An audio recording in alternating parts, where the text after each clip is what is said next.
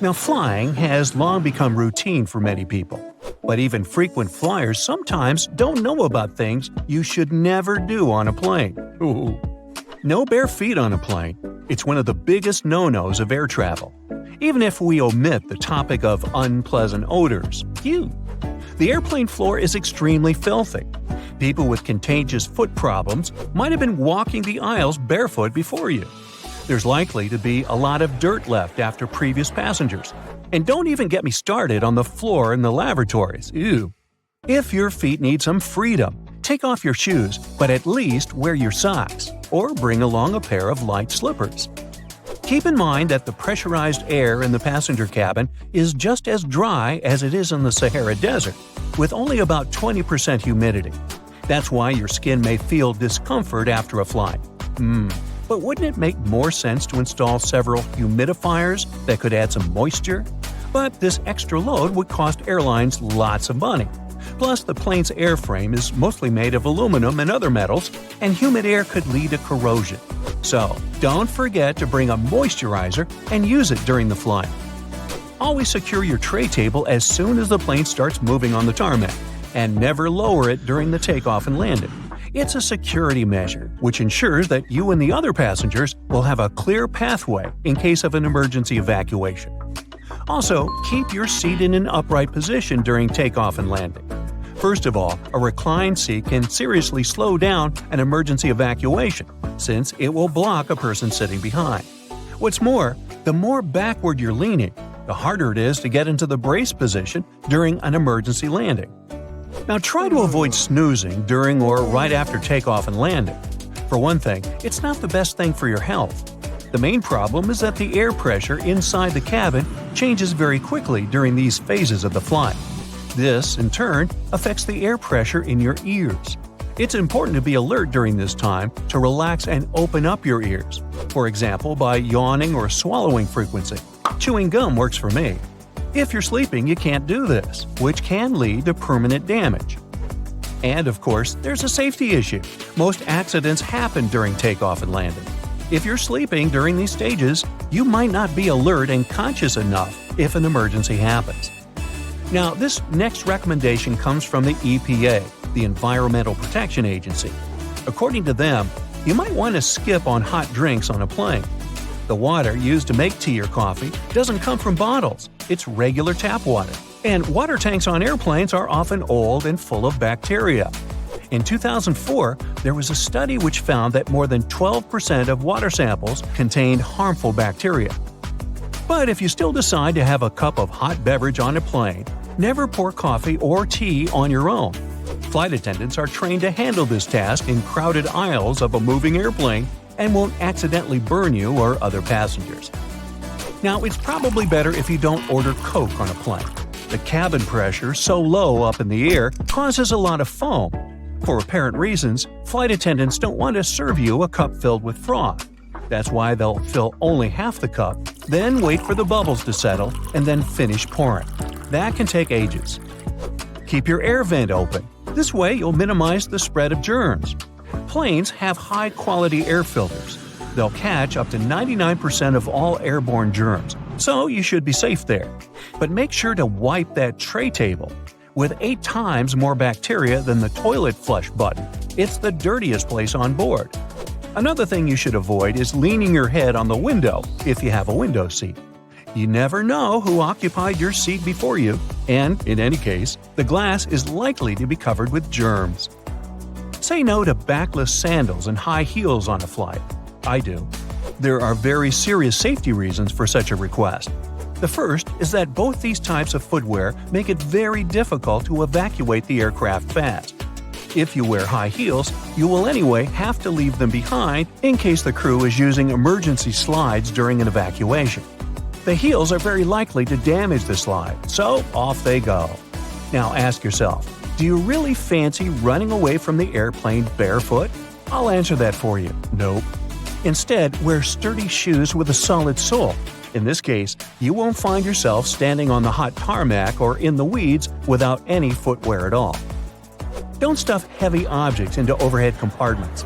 Your things may not stay inside during severe turbulence. and while falling out, they will injure you and other passengers. Ow! That's why if it feels difficult to lift something into the overhead compartment, better put it under the seat in front of you or elsewhere. Now, don't blame the pilots for the hard landing. When you experience it in bad weather, it might be intentional. If the runway is covered with water or snow, the plane has to touch down hard in order to break the water layer and prevent aquaplaning. Otherwise, the water can perform the role of a lubricant, and the plane won't be able to brake or respond to any control. Deploying an emergency slide when there's no emergency is a very bad idea. It can cause hour-long delays and cost airlines thousands of dollars to pack the undamaged slide back into its container. Why would someone do it? Apparently, some think it'll help them get off the plane faster. Well, they're an idiot. Don't be one yourself. Just keep in mind that it doesn't work this way.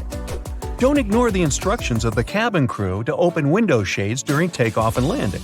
This way, flight attendants can see what's happening outside, assess the situation, and act fast, organizing the evacuation. For example, if there's a fire outside one exit, they will redirect passengers toward another door. Avoid carrying spray deodorants or shaving cream in your carry-on baggage. Both these things tend to explode mid-flight and therefore aren't allowed on board the airplane. A much better idea is to choose stick deodorants. You also mustn't keep power banks in your checked luggage. And if you want to bring one on board, its capacity shouldn't be more than 20,000 milliamps. Besides, you shouldn't use them during the flight since they might catch fire. In general, lithium batteries are safe to use, but since they're high energy, they can catch fire if they're not treated with care, misused, or if there's a manufacturing fault. Such batteries have been the cause of quite a few fires on board airplanes, as well as during ground handling. Do not worry about airport scanners, they won't harm your health. Otherwise, airport employees wouldn't be able to stay near them without special clothing. Even when you're passing by a baggage scanner, the risk is minimal. And the last one, don't act like a jerk on board. Behave yourself. I know you will. Also, never try to land a plane on your own. Nah, don't laugh, I'm not kidding. In movies, they often show us that something happens to the pilots and they can't land the plane. And that's when the main character, a very skillful person, starts their game. Unfortunately, it's close to impossible to do it in real life.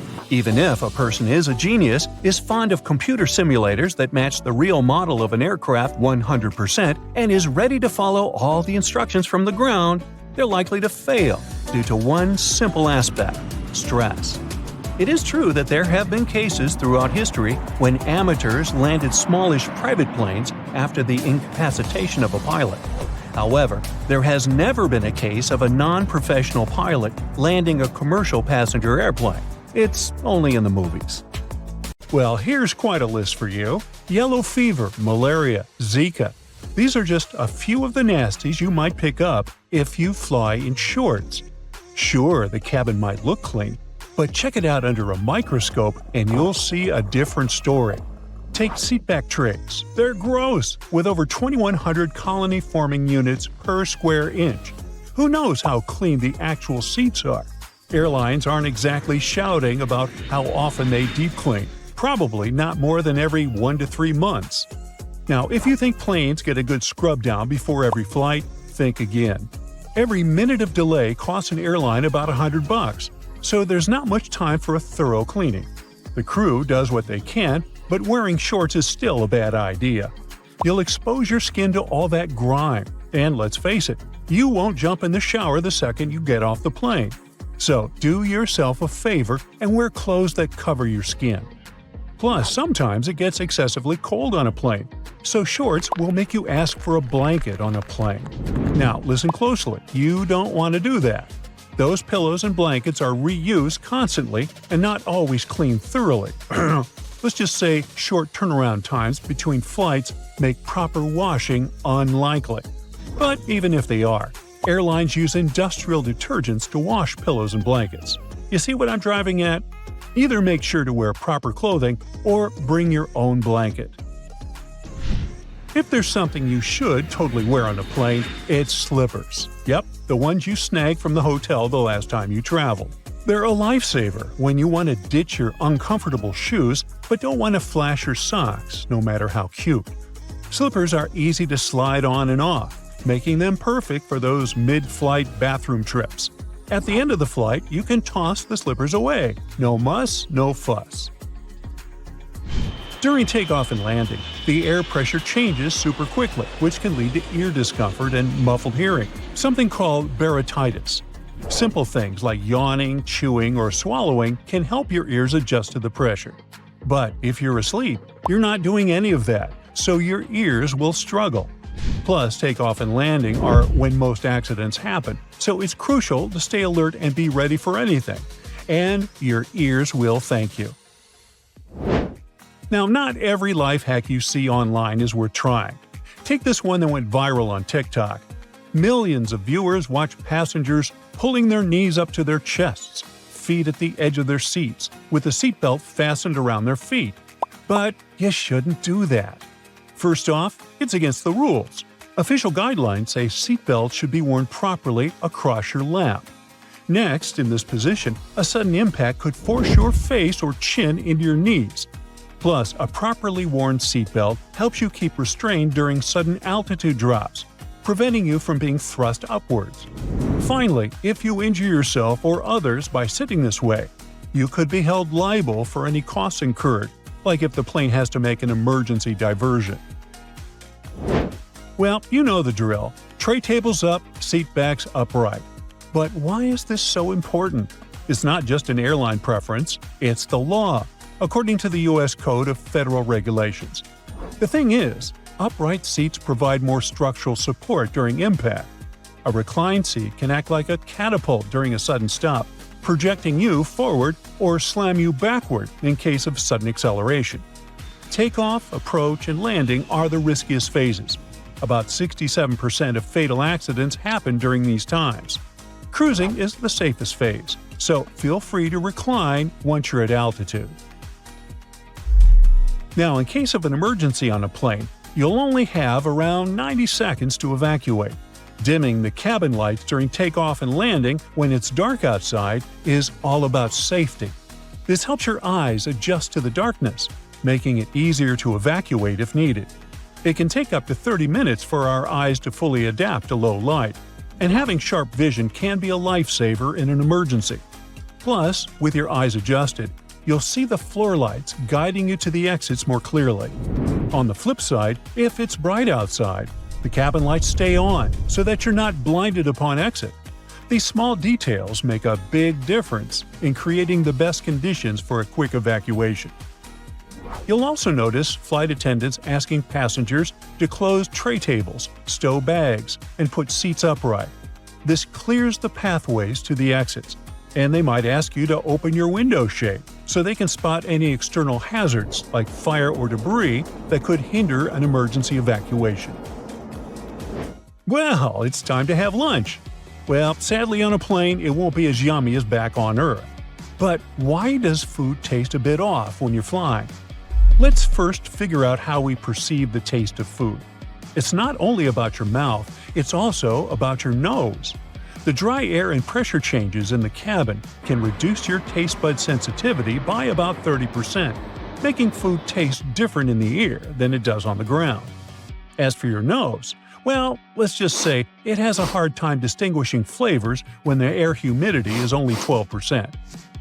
In total, there are 5 basic tastes: saltiness, sweetness, bitterness, sourness, and that savory flavor often called umami, which is Japanese for delicious taste. The 2 tastes that get especially weak when flying are saltiness and sweetness, which is why airlines often over-season their meals. To make airplane food, if not yummy but at least edible, cooks must add up to 20% more salt. By the way, it's not just about the altitude or pressure. That loud background noise can also make food taste less salty and sweet. While traveling, relax and breathe, my friend. Despite what you might think, aircraft air quality is actually better than in many other communal spaces. About 40% of the air is filtered through a HEPA system, and the rest comes from outside. This means the air is completely changed every 3 minutes, catching 99.97% of airborne particles. Sounds very safe, right? Well, almost. Look at those overhead air vents. As for colony-forming units, there are 285, just 285. For comparison, an average keyboard has over 3.5 million CFUs per square inch. So those nozzles are relatively clean. Still, you never know when they were last wiped down, so keep hand sanitizer nearby just in case. In any event, the overhead air vent can help keep germs away, so it's good to have some fresh air blowing in the stuffy cabin. Now, while your plane is taking off and landing, it's a must to stay seated. But actually, staying glued to your seat for the duration of the entire flight is more of a bad idea. You see, we all need our blood to circulate nicely around the body. Sure thing, you aren't supposed to walk to and fro, but standing up for some time is a good idea, especially if you have an aisle seat and there's no one to block your way. If you're blocked in the middle or window seat, just make sure to stretch your legs. We've chatted about this before. To protect your ears, it's best not to sleep at certain times on a plane. But here's another tip to keep your eyes happy too. Whenever you're flying, go for glasses instead of contact lenses. The dry air on airplanes can be super harsh on your eyes.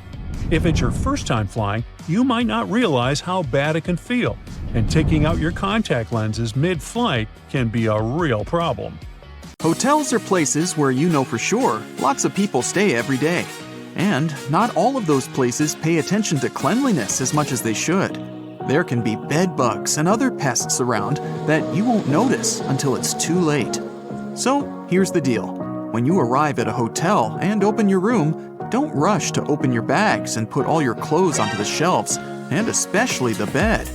Better place your bags into the bathtub for the time being, and go check the room for those pesky bugs. Check out all the rugs, soft furniture, cushions, and all other places that pests could live in. Only after you've done that, take your bags out of the bathtub and unpack. The bathtub is the safest place because no bugs are able to survive there. So, naturally, none of them will crawl into your stuff while you're not looking. You may want to throw that comforter on the floor at once, by the way. While sheets may be cleaned regularly, the comforters are not. Some hotels wash them every week or so, but others don't even bother. Same goes for your bedding. Most high-end hotels will change the sheets daily, but a lot of budget ones don't change the pillows or bedding after a guest checks out. Definitely a good idea to request fresh pillowcases when you arrive. It's also best not to drink out of that glass in the bathroom, as many glasses aren't cleaned properly. Some workers even use disinfectant or furniture polish to get the glasses looking spotless. Ever wondered why they never use fitted sheets in hotels? They might be convenient, but they're impractical for hotel use. The sheets are changed much more often than you do it at home, and the elastic becomes worn out all too soon. Besides, it's a nightmare to store fitted sheets. They have to be of two different sizes, one for either type of bed. It's just easier to take 2 universal flat sheets per double bed and get on with it. Speaking of sheets, you must have noticed that bed linen and towels in hotels are almost always white. The first reason is convenience, of course. When everything is white, it's easy to wash it all together and use bleach to get rid of any possible stains. The second explanation, however, is customer experience. According to public polls, people perceive a white color as luxurious and fresh, which makes their stay more pleasant. If you see an unusually attractive price for a room on a website, be careful. It might not include a mandatory resort fee. If you have an option to pay for a room in advance, you'll see the final cost at the checkout. It'll normally list the initial price you saw before booking and all the extra charges, resort fee included. If you decide to pay at the hotel, though, you might be up for a surprise when you check out. So always make sure to read the fine print.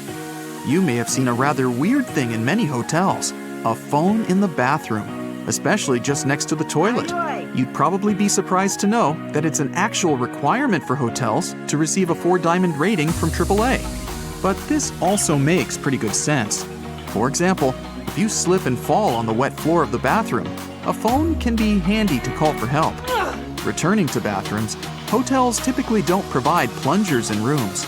You see, hotels want you to have a feeling that you're the first person ever to enter the room you're staying in. It's a question of your comfort, which is the primary concern of any respectable hotel. And a plunger in the bathroom, according to anonymous polls, makes people think that the toilet may malfunction at some point, which doesn't help the image. If your hotel has card keys with magnetic strips, make sure you put your card key apart from your cell phone and wallet. The problem is that key cards are rewritten quite a lot, and they're designed for that process to be quick and easy. So, a fairly strong magnet, like the one in your cell phone, could erase your key card, and you wouldn't be able to get inside your room. The hotel will surely provide you with a new card, but that's still inconvenient. Many hotels only accept credit cards as a form of payment, and without one, you won't be able to book a room directly or use the paid services provided by the place. Booking a room is just the first step of your stay at a hotel. During your vacation or business trip, you might use the minibar or other paid services that you'll only have to pay for at the checkout. If your debit card doesn't have enough funds on it to cover all your expenses, the hotel has no means to get their money apart from suing you. If you pay with a credit card, however, all the additional costs go to the bank, and everyone's happy. The time of check-in and check-out is fixed not to annoy you. It's done so you don't barge in onto guests who stayed in the room you've booked, and the hotel staff can clean the room and prepare it for the next guest's arrival. By the way, the checkout time is normally about 11 a.m. to 12 p.m. because hotels actually care about your well-being. They not only let you have your breakfast, but also give you some time to prepare for departure without hurry. Isn't it kinda annoying that many hotels don't have a socket near the bed? In fact, time is to blame in this case. Lots of hotels around the world were built before mobile phones and other portable devices became so popular and widespread.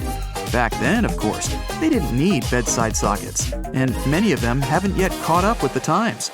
You can avoid this issue if you stay at a hotel that's been built relatively recently. Once you're at the check-in desk, it's likely that the hotel staff already recognize you. Many hotels, especially higher-end ones, will do a little research of their guests' social media.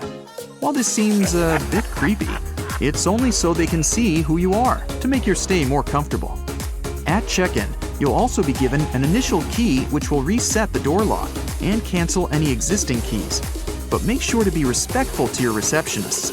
Sometimes they may play practical jokes on rude customers by key bombing. This is where they give you 2 of the initial keys. Either key resets the door, so once you use the second one, the first will no longer work. Toothpaste is one item you probably won't find in the hotel room's bathroom. For budget hotels, it's often too expensive to order, as it's classified as a medical supply. For luxury hotels, it's the opposite.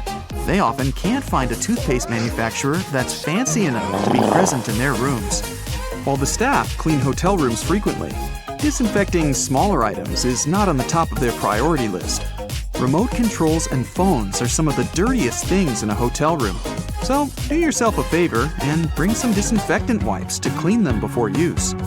If you're thinking about putting your valuables in the safe for security, you may also want to think twice. Hotel locks use passcodes instead of locks, so there's a high chance someone in the hotel will know the master code. And who knows who else could get their hands on this information? Hotels usually overbook themselves, as the average daily no-show rate is around 10%. This means there's a chance that you won't actually get your reserved room. If you show up and there are no available rooms, chances are you'll get walked. This basically means the hotel will pay for a room at another similar hotel in the area. There's a surprising amount of items left in rooms that hotels don't want you to know about. In one hotel in Portugal, a worker even found a shark that was left behind. With no idea how it ended up there, the shark was eventually returned to its natural habitat, safe and sound. Most, if not all, hotels have fully carpeted floors, and there's a couple of very good reasons for that. First of all, it's your safety. You're far less likely to slip and fall on a carpet than on a wooden or tiled floor. Secondly, it's much more cost-effective because it's faster and cheaper to replace a spoiled carpet than change the whole flooring in a room. And finally, carpets add to the room's soundproofing, which you'll be thankful for if you have overly active neighbors. Ever wondered what a continental breakfast is and why it's called that? In fact, the name comes from the UK, which is a group of islands, and it means a breakfast that's served in continental Europe. It may include pastries, sliced bread with different toppings, meat, cheese, fruit juice, and hot beverages. Check around the corner, under the bed. Wait, what's that hiding over there? Hotels are supposed to be your home away from home, but do you know what secrets they're keeping? Here's what no staff member or manager would ever tell you. Some hotel owners are very superstitious of the number 13, or they know guests might be.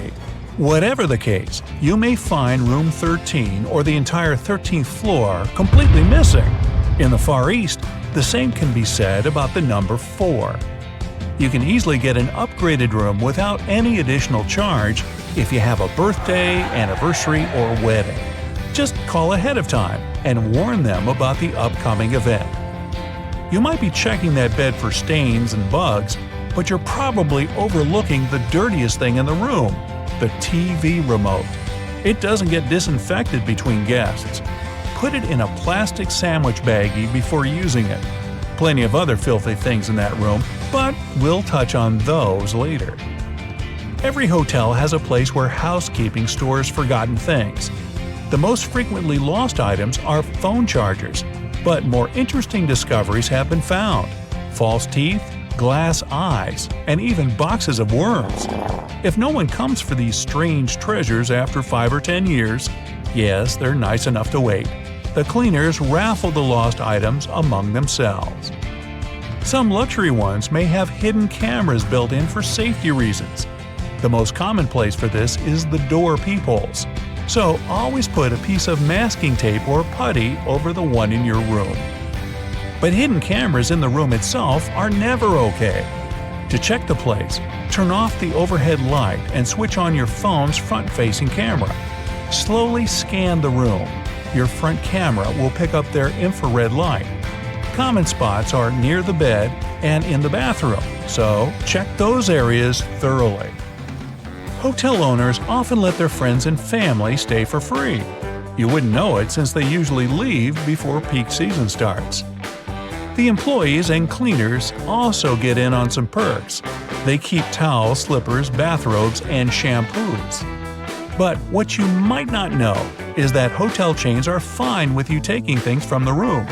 Stationery, toiletries, coffee mugs, umbrellas, anything with their name and logo on it.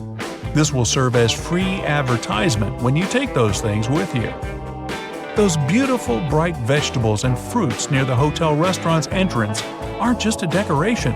They trick your body into feeling full before you even get your plate. You eat less, and the company saves money. They may give you extra bottles of shower gel or other toiletries, but there are ones that charge you for grabbing too much food during the breakfast buffet. To avoid upsetting the cooks with the amount of discarded food, some hotels in certain countries make their guests pay for anything left uneaten on the plate. No hotel chain would willingly tell you how to get the biggest discount for your stay. So if you have a limited budget, make a reservation after 6 p.m. This is when the sales department tries to sell all canceled reservations at the last minute. That often means cutting the price down, sometimes in half. The first Sunday of the month is the best time to check in. Vacationers are leaving, business travelers haven't arrived yet, so most of the best rooms will be available. To get the top pick, use a special service called rooming. You can view everything in the hotel and choose which room you like the most. Just ask the receptionist about it. They won't willingly speak up about other free services unless you ask. Free phone chargers, hair irons, bottled water, and board games are among them. They can also order a transfer for you, book concert or theater tickets, and wake you up at a specified time. Hotels can refuse you at check-in, even if you've paid for a booking in advance. They can cancel your reservation if you don't show up before 6 p.m. If something's holding you up on your way, call and let them know in advance. Even if you arrive on time, you can still be denied a room. It usually happens when the hotel is overbooked. In that case, they might redirect you to a different one. Even more surprising, the chances of this happening depend on who you are. Young single men, couples, and groups of friends will usually get the boot before a family or a single older woman. It's because the first group is usually more flexible about the unexpected move. Before you pounce on that minibar, better check to see if those drinks are sealed. Hotel workers say they've had cases where guests finished all the provided beverages and then filled the bottles up with tap water to avoid paying for them. Shh, you didn't hear it from me. Large chains often have their own special transport for meeting important guests or getting around town. Their own taxis are usually cheaper than city ones. So if you want to save some money, check the cost of their transport at the reception. But don't ask the receptionist to recommend where you should have a meal. The hotel clerk will point you to a local place that pays them for the recommendations, even if it's overpriced and tasteless there. Guests don't really pay for the room itself, but for the hotel's location. Proximity to the airport, the beach, downtown, and famous sites will cost you an additional amount. Yes, even if it doesn't have any stars at all and the conditions inside aren't great. Think twice before handing over your keys for valet parking. There have been cases when hotel workers took an expensive car for a joyride and even filmed it. My car? No. A famous person could be staying in the room right next to you. Nobody would know it since they get to use made-up names to conceal their identity. For the rest of us common folk, that's not allowed. You requested a single room with a big bed and a nice view of the beach. What you got? A room with 2 small beds and a lovely view of a brick wall. It happens all the time. But they're supposed to give you compensation or some free service to make up for the difference. Know your right to this if the manager doesn't offer. The safe in your room can be anything but safe. If you have some valuables, ask the receptionist to put them in the main hotel safe up front. This place is usually much more secure since all the staff doesn't have access to it. Although hotel chairs and sofas look clean, wait till you see one under a microscope. Don't sit on them without first laying down a towel or blanket. You don't know if the guest before you had their feet up on the furniture.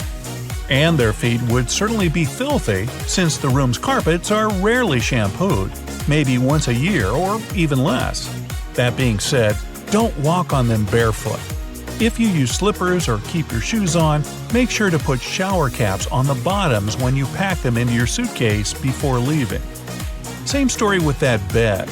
Before you lie down on it, know that the cleaning staff might launder the linens between guests, but not that big, beautiful, germy bedspread.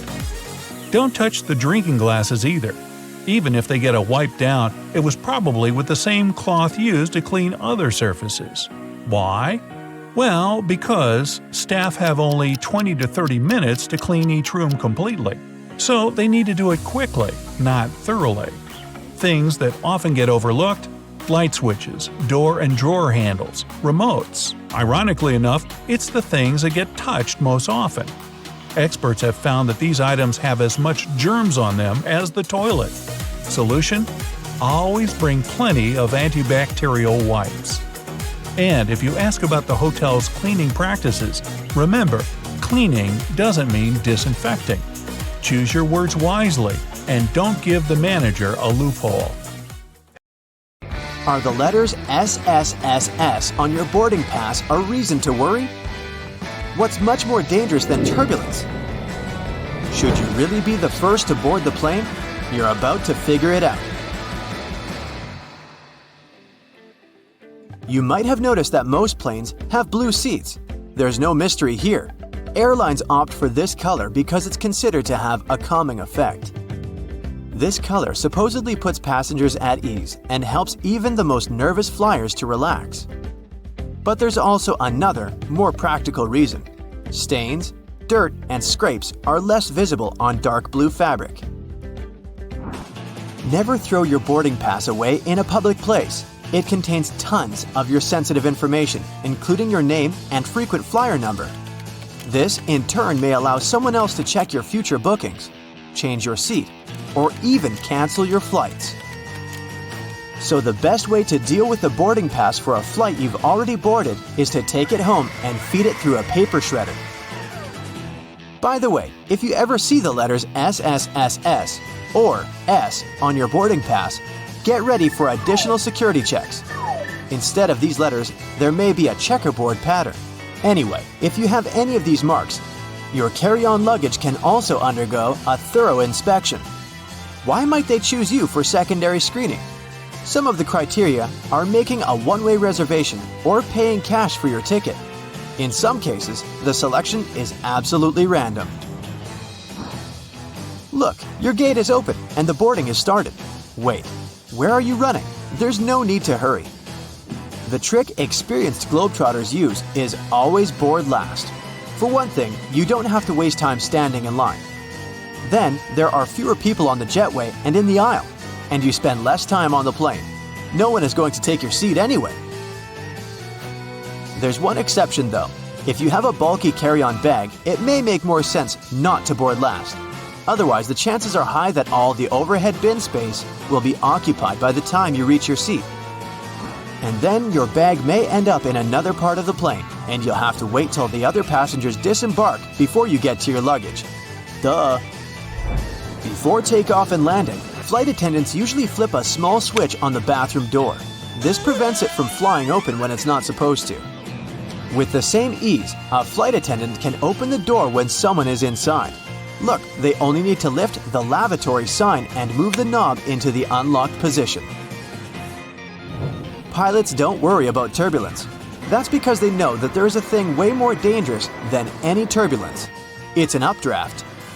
In most cases, turbulence only drops you a couple of feet down, even though it might feel as if you're falling from the top of the Empire State Building.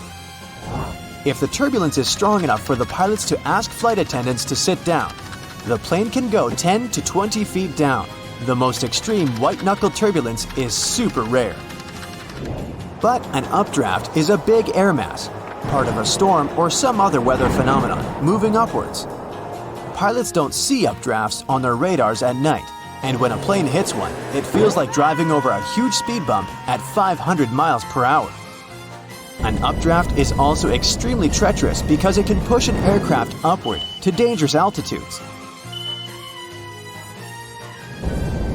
Modern planes have a special system that detects other aircraft, mountains, and different solid objects in their path.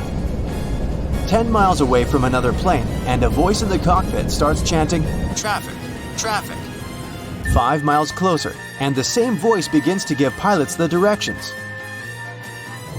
Airplanes can operate with one engine, even during takeoff and landing. Both engines failing simultaneously is almost unheard of. But even then, a plane wouldn't drop from the sky like a rock. Pilots would have up to 20 minutes to find a suitable place to land. The way the cabin is pressurized has a great effect on your taste buds. You lose up to 30% of your ability to taste sweet and salty things. In other words, it's not that airplane food isn't tasty, you just don't feel its flavor. That's also the main reason why airline catering companies add extra salt and spices to the dishes they cook. But you know what may help you? Noise-canceling earphones. For some reason, that probably has a scientific explanation. Cutting off all that noise around can help your taste buds. Each of those dings you hear during the flight has its own meaning. In most airlines, a boing soon after takeoff indicates that the landing gear is getting retracted. 3 dings in a row means more urgency than just one. A high-low ringtone informs crew members that their colleague needs them in another part of the plane. 3 low chimes means some serious turbulence ahead. Crew members are supposed to put away meal carts, take their seats, and fasten their seatbelts. If you're a nervous flyer, pick a seat in the middle of the cabin. Turbulence mostly affects the front and rear parts of the cabin. The middle section, which is over the wings, doesn't shake so much. Pilots and co-pilots eat different meals. The reason for this precaution is very simple. Imagine both pilots having the same dish and getting food poisoning. In this case, neither of them will be able to control the plane. If they still want to have the same dish and won't agree to have anything else, there's a safety net. Pilots don't have their meals at the same time. If one pilot ate the dish and still feels okay several hours later, the other pilot can brave their meal as well. What would you say when asked about the filthiest place on a plane? Nope, that's not the toilet seat.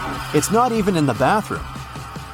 Flight attendants warn that you should be particularly careful with headrests, seat pockets, tray tables, and seat belts. Experiments have shown that 1/3 of all seat belts have yeast and mold on them. Most tray tables are covered with bacteria.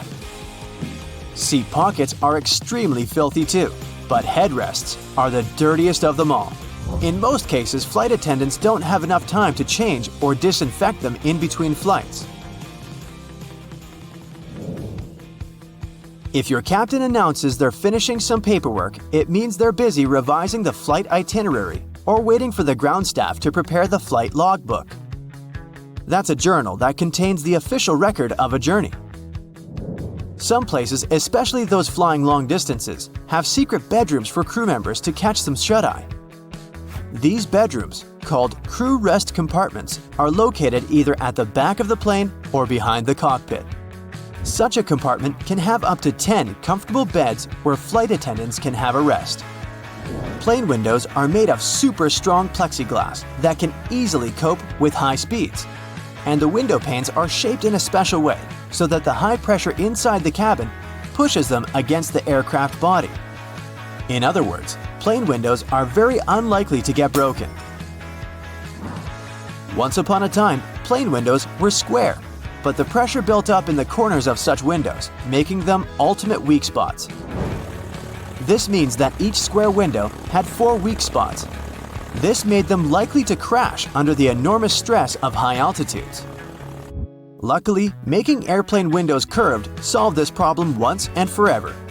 Such a shape distributes the pressure and reduces the likelihood of cracks or any other damage. Planes regularly get struck by lightning, at least once a year or once per 1,000 hours of flight time. These days, it's totally safe. The electric charge simply runs through the aircraft's aluminum shell. It doesn't cause the plane any damage. But did you know that airplanes not only get hit by lightning, but they also trigger it? When an aircraft is flying through a cloud, the friction between its fuselage and the air creates static electricity. Sometimes it can cause lightning. That's it for today. So hey, if you pacified your curiosity, then give the video a like and share it with your friends. Or if you want more, just click on these videos and stay on the bright side.